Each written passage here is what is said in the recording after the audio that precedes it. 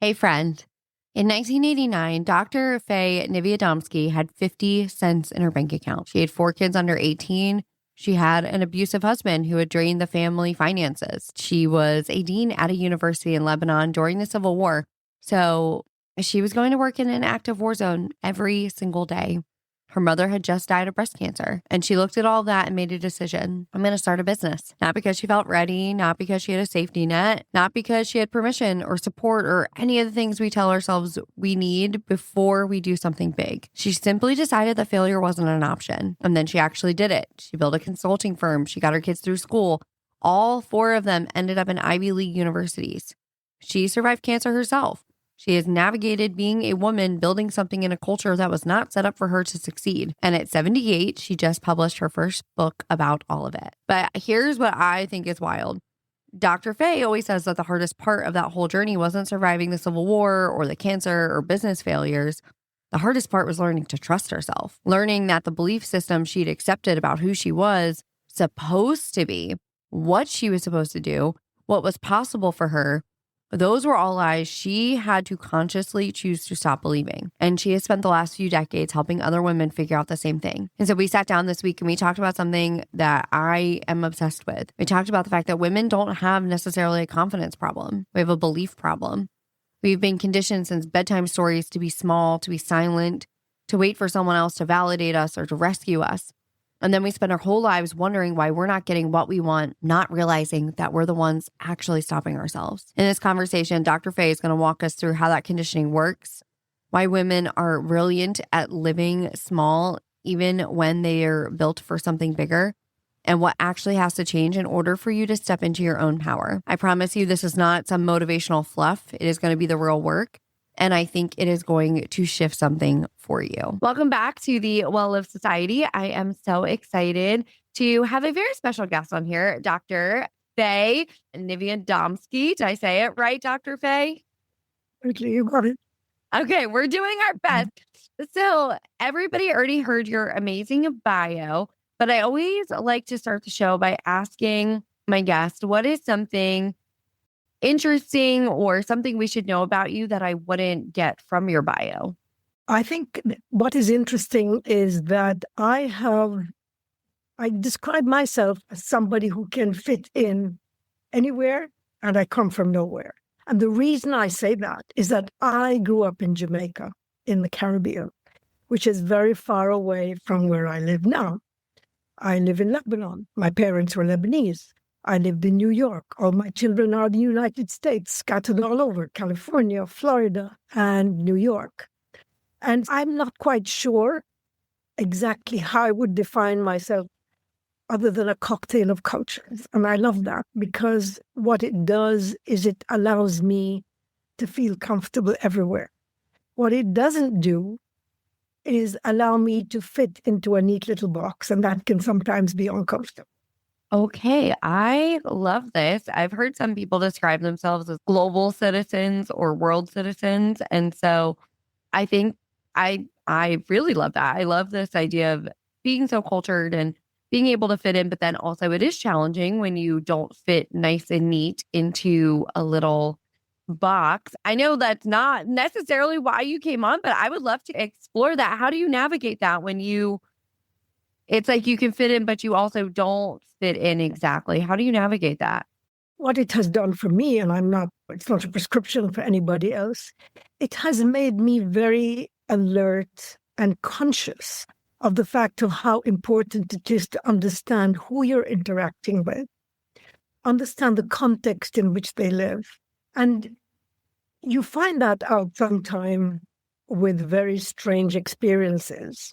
I never knew that in some countries, women do not shake men's hands. And I remember not knowing that and just going ahead and shaking the hand of this man at this meeting. And he was so mortified. I thought he was going to cut his hand off. He was so horrified that I did that. And I realized you really cannot take anything for granted. You need to be very observant of the environment you're entering. You need to realize that there's more you don't know and that humility blended with curiosity, where you want to learn about the people, where you want to understand what they like, what they don't like, what their boundaries are, and understand that comes from and interact with it rather than judge them and say, I'm right, they're wrong. It's just different. And I believe that kind of sensitivity to how other people perceive the world and the curiosity of wanting to find out and to understand and relate to them, I can say that has saved my life in very dangerous situations because it taught me to step back and observe, watch where I'm putting my foot down, watch what I'm saying, watch who I'm talking to. And I think that's an extremely important part of leadership. Many leaders assume that they know best, and they become rather prescriptive, and they begin to tell people what they should and shouldn't do. And that immediately creates distance, dampens communication, and absolutely doesn't create a bond of connection between human beings because they're talking at each other, not with. Okay. I love everything that you just said. I understand because even moving from the Northeast to the South, the expectation is completely different. And there's a lot of men who don't know how to take me. And I know it's shifting now in 2026, it's shifting a little bit, but there's still a lot of, it's very old boys club down here. And so navigating that is different. The way I show up has to be a little different depending on who I'm speaking to, the values that I know that they hold. And so I would love to, do you feel like it's ever hindered you as a woman, especially in leadership development, to then be in rooms where maybe your opinion isn't valued as much, or or do you have to approach it differently to get the point across? Or I would love to kind of hear your experience with that. That's a fascinating area to explore because as we go through life, our beliefs change, our understandings change, and therefore our relationships change. And as long as we accept beliefs without questioning them, we have put ourselves into a mental cognitive prison. And that is what hinders us. We make false assumptions about where power lives. Power lives with us, but we just don't recognize it. And in my book, Decisions That Matter, and one of the motivations was you have the power of choice, you have the power of decision, you always have that. And until you become fully conscious of who you are, what are the boundaries that you have restricted yourself in because you've accepted certain beliefs or you've accepted certain rules. And that limitation is something that's self-imposed. You have the key. And that key is becoming aware of who you are, aware of your values, aware of who you want to become as a human being, and having the confidence to learn that non-compliance may be the path to becoming who you really want to be. Many people never develop enough confidence and courage to break out of that, and particularly women. I do a lot of work with leadership for women, and I'm astonished at how fragile their self-confidence is and their self-image is because they want love and acceptance. And of course, we all want love and acceptance. It's a human survival impulse that we all have. But at what cost? And what's the trade-off? And do we stop and ask ourselves, am I willing to trade off my identity in exchange for some kind of false belonging?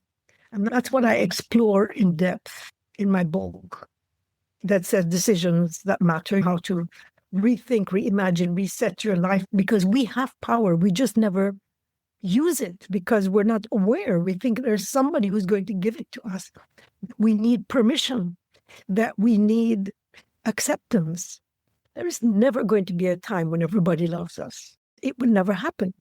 And therefore, recognizing who we are and getting comfortable with that and feeling okay is really the pathway to that, creating that inner equilibrium, that serenity, that allows you to sit with yourself and be at peace and to select relationships based on what exactly is the quality of that relationship and what it is that particular connection means. There's no universal. We're not a universal adapter plug that you take with you when you travel.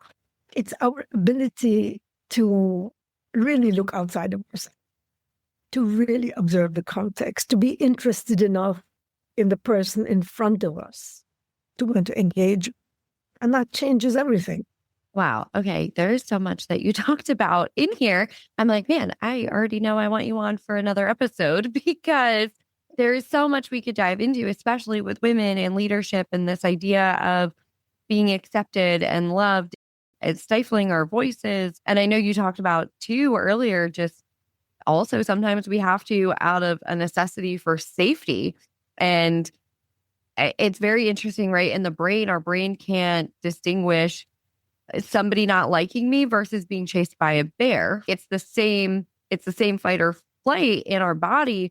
And so it's so interesting to be in spaces where a man is mortified that you shook his hand and it would elicit the same emotional response and response in the brain as if I say this, somebody is not going to like me. And so I just think that is such an interesting concept. Women do tend to stifle themselves for that. And I do wonder if it's some part in relationship to a safety thing, a protection for ourselves that we've developed over time is to be docile and agreeable and people pleasing and everything because it's safe for us to do so in that regard. You're spot on with that because we have been conditioned. I have recorded an audio called Imposter, fashioned on the Cinderella story, where if you look at the fairy tale, especially the traditional fairy tales that children get told at bedtime, just before you fall asleep, you actually slip into a natural hypnotic state. And when these stories are being read to you by by a loving, supportive parent, it's coming from a trusted source. And the stories place the little girls in these stories. You never hear their voice. They never fight back. They are highly compliant. And if you wanted to dissect it with cold brutality, they're traded. This beautiful daughter, this beautiful little Snow White or Cinderella is traded. And when she falls into a long sleep, when Snow White falls into a long sleep, she was given the poison apple by the cruel stepmother. Again, the evil is coming from the old woman. The girl goes unconscious, but how does she get back? It's when the charming prince kisses her and she comes back to life and the dwarfs trade her. She's given away. You don't hear a peep out of her. When little girls in the fairy tales misbehave, like Little Red Riding Hood or Goldilocks, they face mortal danger. We have been conditioned, we have been absolutely brainwashed into accepting this as normality. Who is the protector? The authority figure to whom we submit. When we don't, we're punished. Our life is threatened. There's the big bad wolf. And it's the woodcutter with his axe that comes and saves us. So over and over, you look through those stories in literature, you look at the references, you look at the adjectives used to describe women, and you will find that we are praised for being beautiful, for being silent, for being youthful, not for wisdom, not for courage. There are instances in mythology where you have the courageous. In Greek mythology, you have the goddess Artemis. But the predominant description is docility, obedience, compliance, and those are the ones who are praised. Yeah. Okay. So this has me thinking about, and every time I think about this concept of women being so docile and silent and you're praised for your beauty and all these things. And you're right. In the stories, it's women who have aged who are the evil ones, right? Women who have aged naturally are evil. It's always an old witch, a stepmother or something. But I look at, because that comes from somewhere. And I almost look at this now as, what are women capable of doing if we believed in ourselves? Because why are all of our fairy tales about us being docile and small?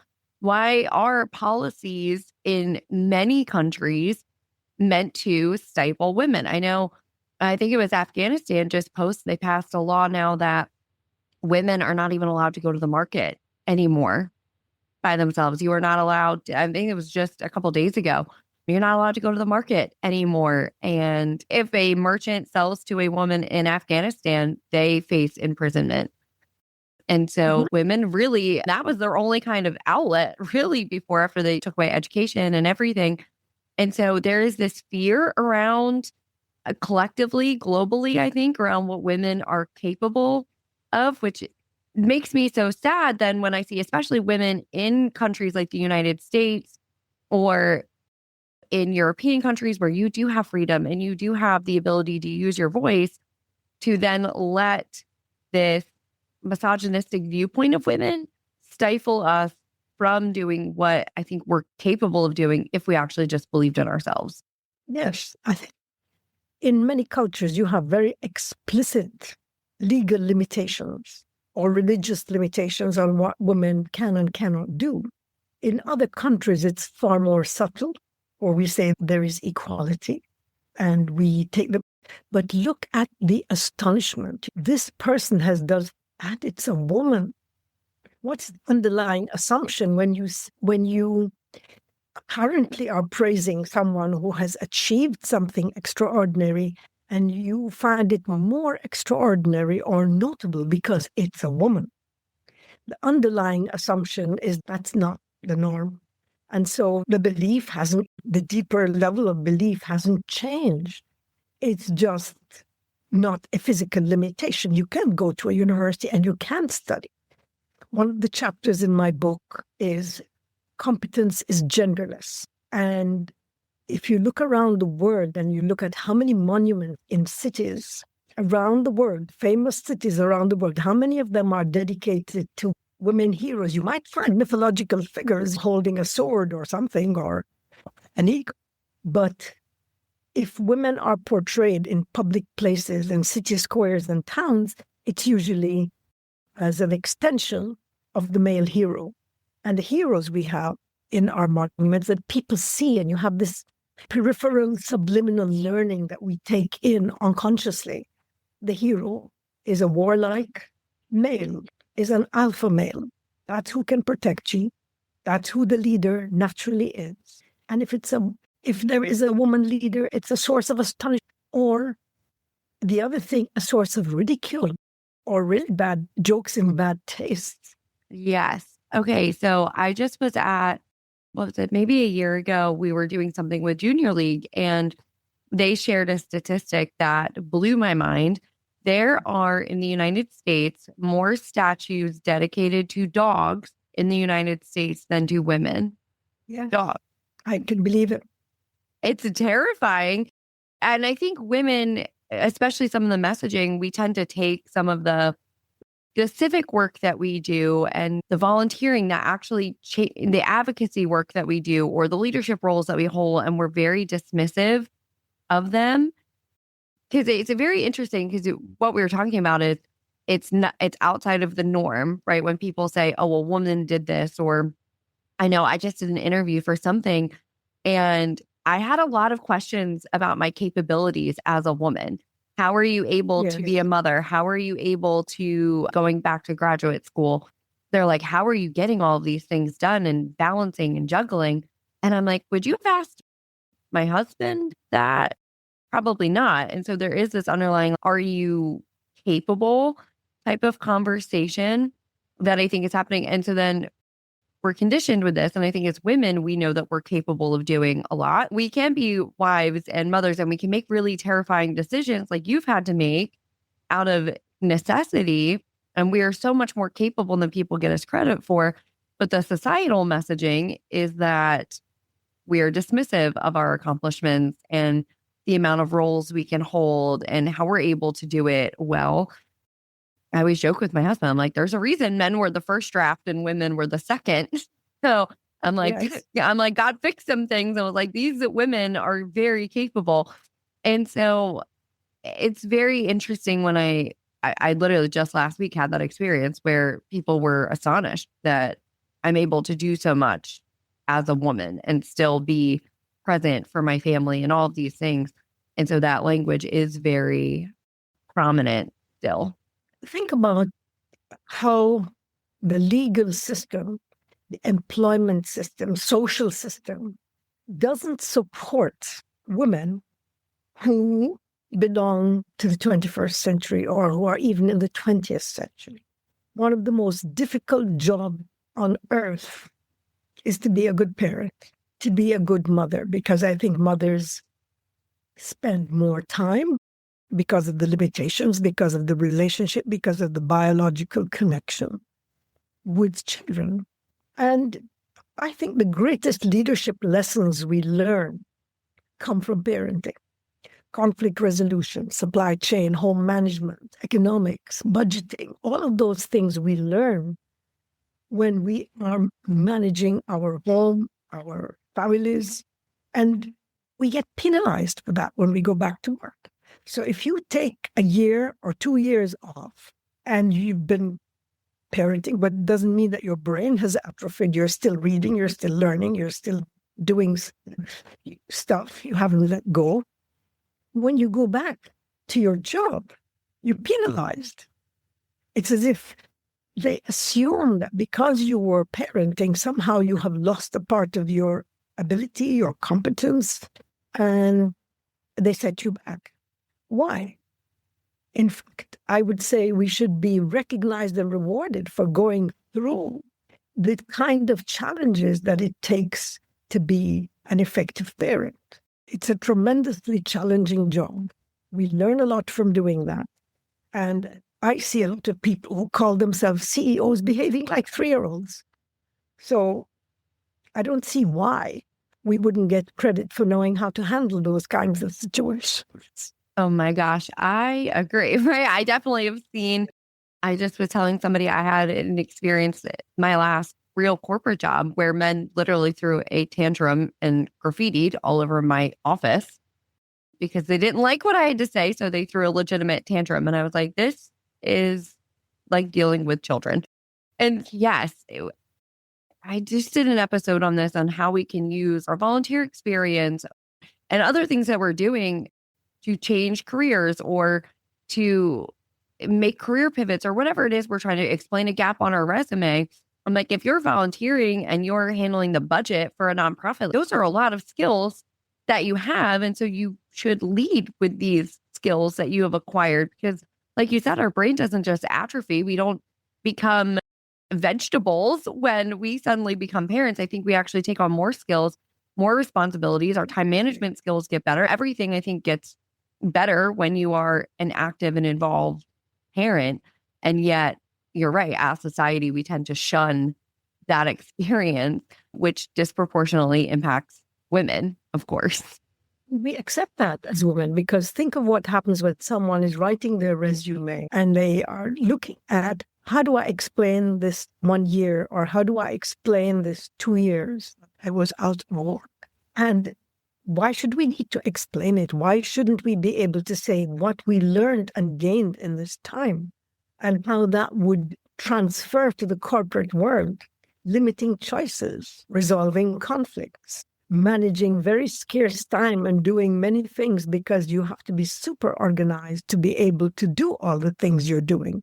If you're studying and working and managing your home, and I think we don't speak up enough about that. We accept that somehow we've done something wrong and we need to explain and justify. Why are we surprised that birth rates are down everywhere in the world? Yeah. Yes. Yes, it is. I see a lot of things are declining everywhere in the world, which is terrifying, actually. Dr. Faye, I didn't ask a single question that I had prepared because I was just so enamored by you and how you started this. I'm going to have to bring you on again for sure because there's actual questions that I had prepared that I wanted to ask you. But I would love to talk a little bit about your book and just some of the processes. I know you mentioned this genderless competence and things like that. And I would love to hear a little bit about the book, why you wrote it, how you arrived there. I would love to hear about it. My book is called Decisions That Matter because one of my favorite quotations is Heraclitus saying, character is destiny. And the path to that destiny are the decisions and choices we make. And I believe we mix up the two. For me, a decision is something strategic. It's a direction that you're going to go in. Whereas a choice is something tactical. Am I going to go left or right? And understanding the difference between those two things requires, first, decisions relate to who you are and who you want to become. And we get so confused as we go through life by being told what to do, how to do it, by being evaluated on the basis of right and wrong, and you've passed and you haven't passed. So we get conditioned in this world where you've got to get 100 and you've got to pass and so on. So the idea of somehow getting it right becomes, in my opinion, something crippling that limits our ability to think because, and so many, particularly women, more than men in my experience, want to achieve this perfection to the point that when they're asked in an interview, what is a weakness you have? And they say perfectionism, but they're not saying it because they recognize it as a weakness. They're saying it as something that they're showing off. But what we don't realize is how that erodes our confidence. Whenever you set that as a goal, it's a moving target that you can never achieve.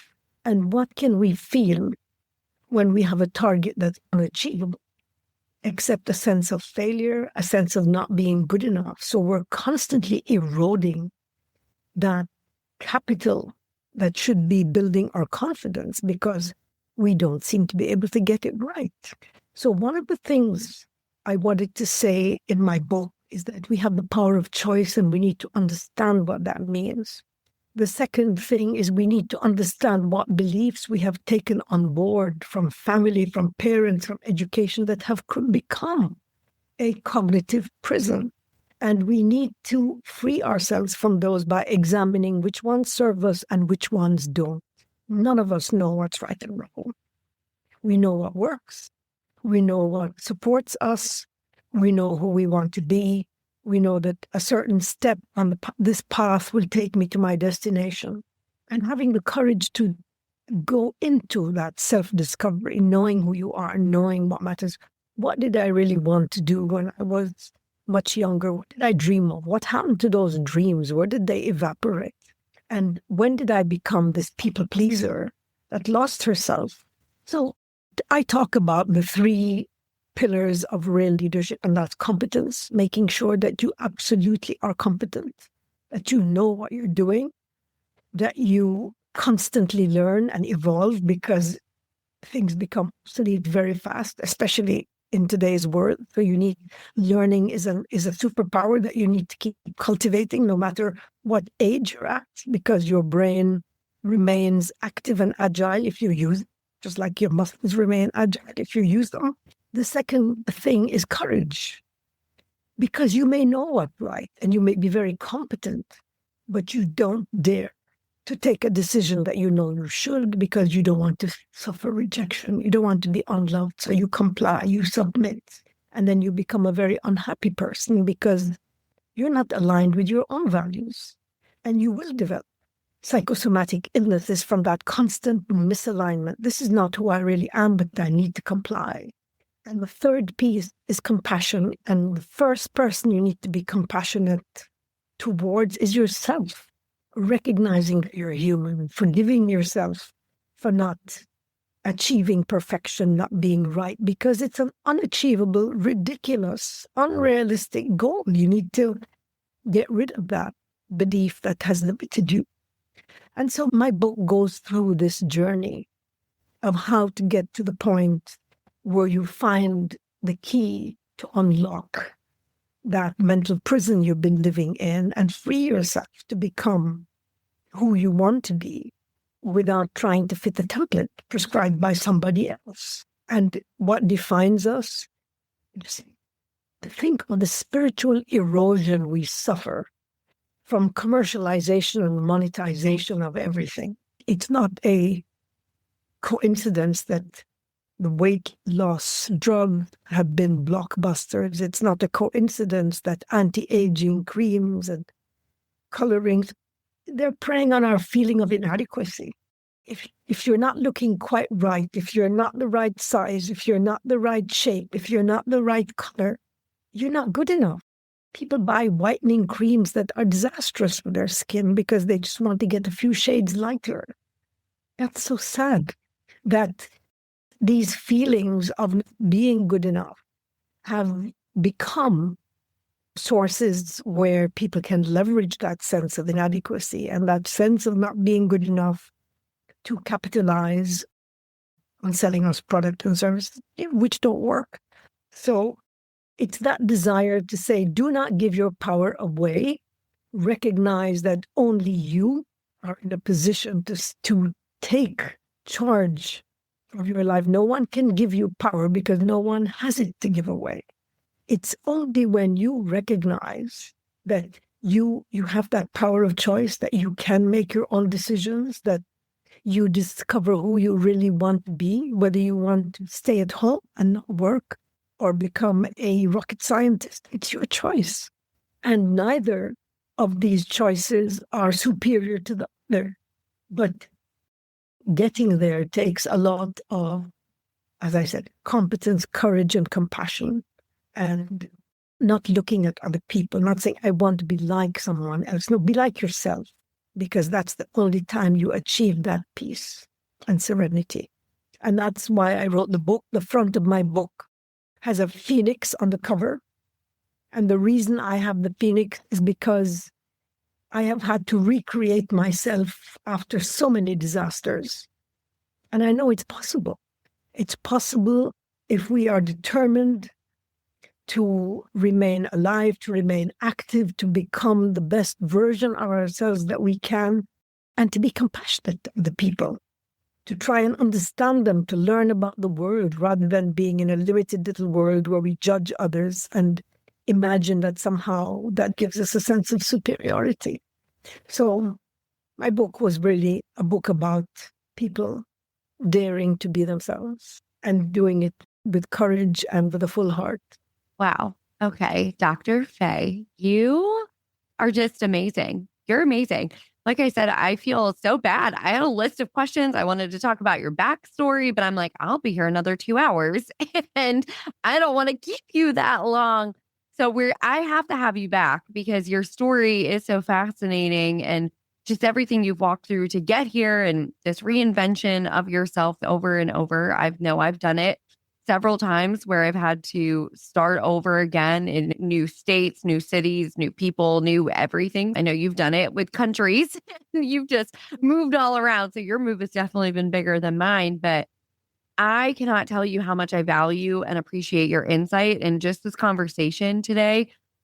I don't know if that's where we were planning on going, but I'm just so valuable. I know I will probably go back and listen to this several times because it's something, especially as a woman, I'm constantly working through and making sure I'm showing up as the best version of myself and that am I staying silent because the room dynamic is weird or am I doing it because I'm scared and I want people to like me? And so that is something I'm always working with myself. And so I really appreciated this conversation. Dr. Faye, how can people either work with you, find you? I'm going to link to your book so they can go get it. I'm encouraging everybody who's listening to go buy it and read it, please, especially because most of you are women listening to the show. And so I think this conversation was really important. So where can they connect with you, Dr. Faye? Love for them to connect with me on LinkedIn. I am on Instagram where I share some reels and they can listen to little snippets of other interviews. I've given. Recently, my Instagram also appears on Facebook, and I am building a Substack. In fact, tomorrow we have a Zoom discussion on decision making and identity. And I can send you all of these links in an email after this call, but it would be great to explore further. I would love to answer the questions you had prepared because for me, I am fascinated by getting to know other people, their world, what they think, how we can open windows for each other, and the fact that people are really the barriers we create in our mind are fictitious barriers. And breaking through those so you really connect with other people is what would get rid of the fear of being in a room where you think if I really said what I wanted to say, would people get offended and should I remain silent? Learning to ask the right questions is more important than finding answers because that's one of the tools that we can use, especially as women, to change people's thinking. Someone attacked me by saying, "That's elitist thinking." And I said, "You might be right. Please explain to me what is the opposite of elitist thinking." I didn't deny, I didn't defend, but by necessity, that person had to think, what is the opposite of elitist thinking? Is it not thinking? And then that person went to AI and got some kind of a silly answer. And I went back and said, "Thank you for the lesson. I appreciate it," without sarcasm. And I do wish you a very happy life. But when you talk about compassion, this is a person who is terrified of having any of their beliefs challenged, and someone who is concerned that they're not good enough. And so seeing someone who is articulate or explaining a thought that they disagree with, they see these people as a threat. And so what do we do when we perceive a threat? We attack. Now, if you attack back, all you do is give that person every reason to confirm that their bias was correct. So what you touched on when you said, what do I do when I'm in a room and I disagree? Learning to communicate with impact, learning to ask powerful questions, learning to assess where people are coming from so you can say what you need to say without causing offense because you will have more success that way. And even if people don't answer you because they don't have an answer, that thought will stay like in their mind and they will keep trying to figure it out. But you would have made a little difference, or rather than defending, because then all they do is come with a counter defense and convince themselves even more. But the point, is there a halfway? Is there a place in between where we can meet? When we ask questions and we get interested in what does it mean and why are you offended by elitist thinking? What did that mean to you? Because I don't know, but obviously it caused offense to this individual. I love this advice. That was such good advice for the women listening, just to ask very powerful questions and get curious. That is something my husband and I talk about all the time. I will never win anybody over by defending myself or attacking their beliefs or their thought patterns. It'll never work.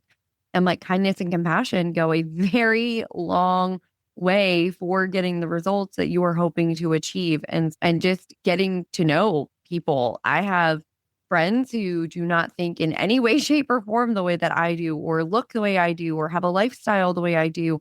And it's so interesting all the time. I am on the phone with them way longer than I should be because I just want to know, how did you get here? Why do you think this way? What has been your experience? I genuinely I was a journalist before I ran my own business. And so naturally, I want to ask people questions. I'm very curious about people, but it has made my relationships with other people who are so different from me so strong because I have such respect for them and I understand why they think and feel the way that they do. And so that's incredible advice that you just gave. I appreciate that so much.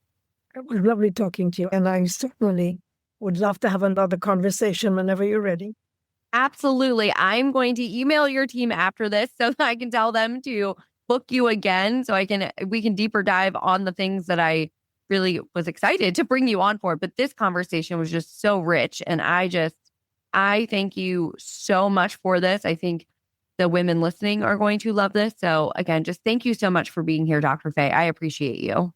Same here. I will send you an email with the link for tomorrow's discussion, although it might be, we're running a full program on that, but getting connected to LinkedIn, Instagram, and so on. Good. Perfect. Okay. I will have all of that linked for you all in the show notes, and we will see you next time. Hey, friend, before I let you go completely, I have one more thing I want to share with you. If you've been listening to this podcast and nodding along, these conversations about board seats, about hosting with intention, about leading your whole life, not just this part that sort of happens at work, I build a place for you. It's called the Well Lived Society. I know you are floored by that name. It is a membership community for ambitious and civically engaged women who are done operating in silos, because I truly do believe that leadership is a whole life experience. And so inside, you'll get monthly live gatherings. We have a leadership book club, a quarterly fiction read, because you are a whole human being. And I think you should read fiction. It's good for you. We'll do weekly Q&A calls with me. We have quarterly tools and templates that you're actually going to use. There will be a private community of women doing this exact work. And you'll have 2 of my AI planners, which I'm really excited about. One is about hosting. So I tested this. It is literally all of my hosting tips uploaded into one space. And so whether you're planning Sunday dinner with your in-laws or you are planning Christmas dinner for 20 plus people, this can walk you through it. It menu plans. It helps you figure out the timeline. It gives you a shopping list. Like you can pick your grocery store and tell it like your budget, and it will help you figure this out. Tablescape ideas, how to actually prep and cook everything so it comes out hot and ready. Ideas on Tablescape, like literally all of it's there. And it also asks what worries you about hosting this, so it can walk you through how to handle that situation also. It's so good. It's included in the membership, or like I said, you can get it as a standalone. And then I also have the Macmillan framework. And if you've ever done program evaluation for a nonprofit, this thing is the best. It was developed at Wharton, which, if you know, that's like an Ivy business school. It was developed at Wharton, and this is what very expensive consultants use to figure out whether a program your nonprofit is running is worth you continuing to run, and where there's growth or divestment or any of those things. This will do that. I ran this through, I built it out.